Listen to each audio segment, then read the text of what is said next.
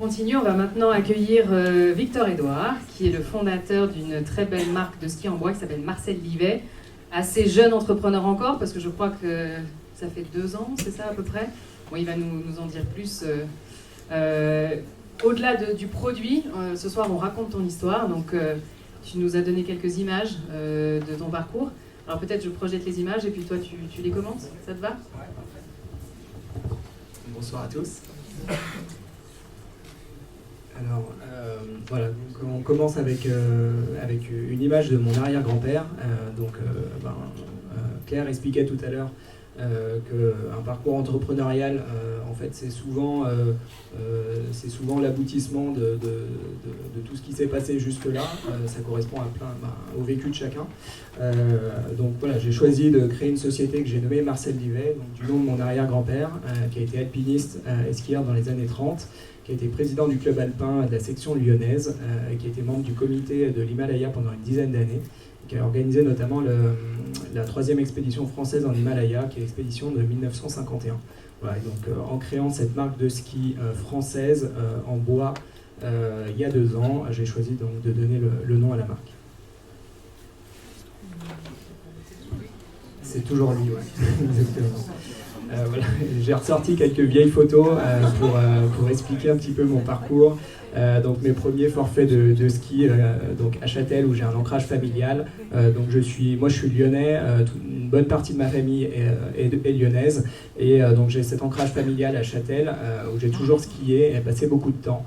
Donc j'ai mis 2-3 clichés voilà, pour expliquer vraiment cet amour du ski qui vient assez jeune donc, voilà, avec mon père et puis cette histoire familiale qui a toujours été très présente de mon arrière-grand-père et voilà, qui fait vraiment partie de mon ADN. Voilà, donc 2-3 clichés. Tout ça pour dire, depuis tout petit, voilà, j'ai baigné dans le ski, c'est vraiment quelque chose qui m'a toujours passionné. Voilà, quand j'étais ado, j'attendais une seule chose, c'était de pouvoir monter skier les week-ends, de pouvoir en profiter. Donc je me suis mis à la compétition comme tous les jeunes en station. Et puis je suis devenu moniteur donc à la sortie de mes études, voilà, à la fin du lycée. J'ai toujours voulu faire un petit peu autre chose et sortir un petit peu du circuit scolaire.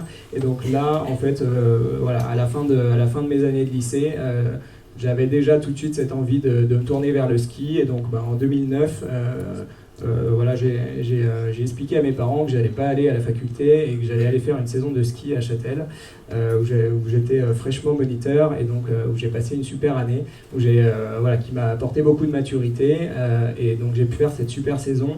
Et donc, entre-temps aussi, bosser en tant qu'ouvrier, et j'avais vraiment une envie de travailler tout de suite, de ne pas aller à l'université, découvrir un peu, de gagner de l'argent, de travailler un petit peu par moi-même.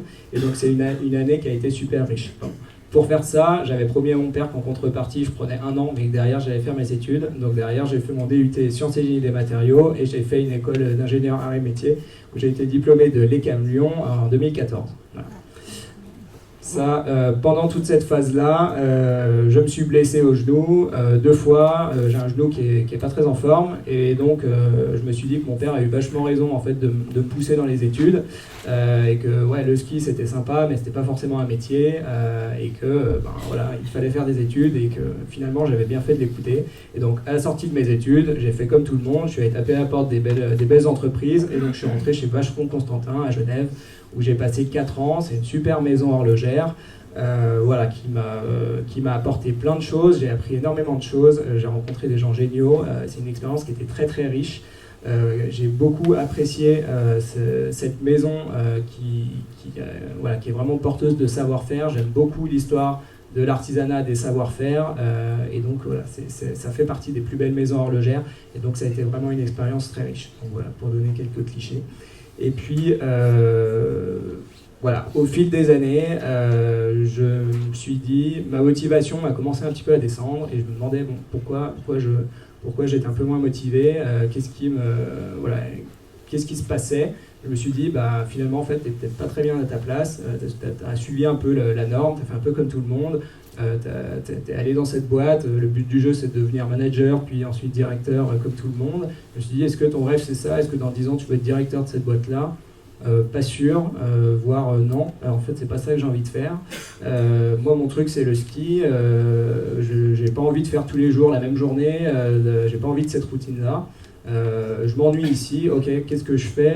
Faut que je réagisse. Je vais pas continuer comme ça. Plus je vais attendre, je vous cache pas que c'est des milieux qui sont confortables. On est à Genève, on a des super rémunérations.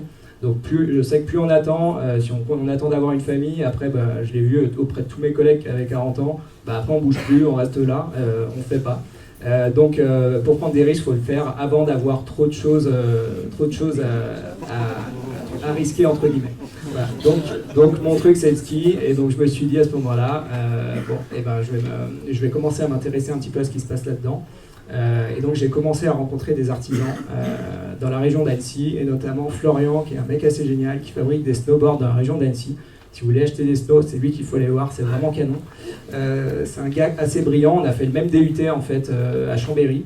Lui il fait vraiment tout de A à Z dans son atelier, c'est magnifique, c'est vraiment un luthier du snowboard.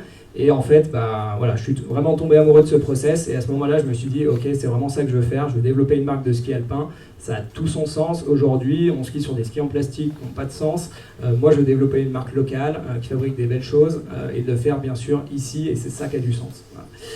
Donc là, j'ai commencé avec Florian à rencontrer d'autres artisans, et c'est comme ça qu'a commencé un petit peu l'aventure. Ils m'ont super bien accueilli, ils m'ont conseillé, et en fait, on a commencé à développer des prototypes ensemble comme ça. Là, j'étais toujours chez Vacheron, mais je commençais à avoir des à côté un petit peu sérieux. On a commencé à voir ces prototypes, et puis on a vu que ça marchait super bien. Et donc là, on était il y a un peu plus de 2 ans, on voit que les prototypes fonctionnent super bien, et là je me dis, ok, il faut tenter sa chance, c'est maintenant ou jamais. Et donc je décide de quitter Vacheron Constantin, et donc c'est comme ça qu'est parti le projet. Voilà. Donc voilà, on voit 2-3 clichés. Donc je suis parti de chez Vacheron il y a 2 ans pour lancer la marque Marcel Livet, qui a été officiellement lancée l'hiver dernier. Voilà, il y a eu des hauts et des bas. Ça fait partie de l'entrepreneuriat. Je pense que tu voulais qu'on en parle. Ça n'a pas tous les jours été facile. Il y a eu les artisans du début qui devaient travailler avec moi sur le projet. Ne sont plus ceux avec qui je travaille aujourd'hui. Il a fallu rebondir. Voilà, il y a eu plein de rebondissements, mais aujourd'hui, on a des super partenaires. Le projet a bien grandi. Là, on attaque notre 2e saison. Avec 10 points de vente qui nous font confiance en France, et parmi les plus beaux points de vente dans certaines stations. On vient de faire une campagne de lancement de notre nouveau produit qui nous a permis en 30 jours de vendre plus de 120 paires. Voilà, donc là ça commence vraiment à démarrer.